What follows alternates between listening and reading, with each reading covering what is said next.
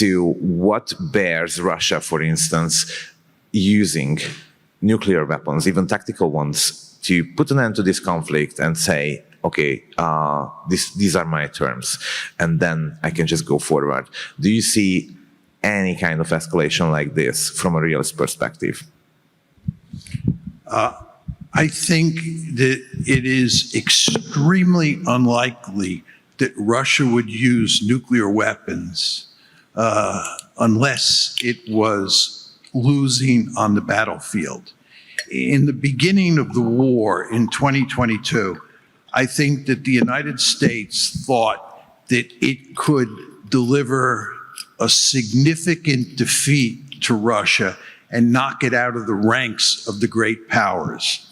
In the year 2022, because the Russian army was then in poor shape, relatively poor shape, and the Ukrainian military was doing very well on the battlefield, we thought that we could defeat the Russians on the battlefield inside of Ukraine. That's number one. And number two, as you all remember, we thought that economic sanctions would bring the Russians to their knees.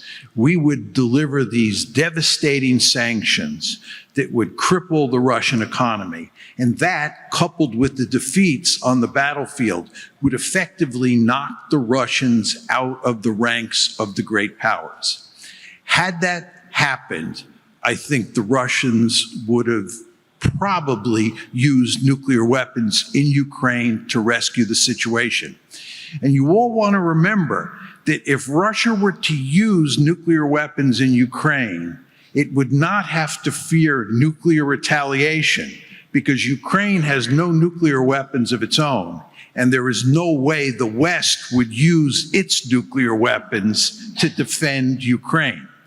So in a situation where the Russians were backed into a corner, were facing a defeat that was going to knock them out of the ranks of the great powers, I think in that circumstances, it's highly likely they would turn to nuclear weapons.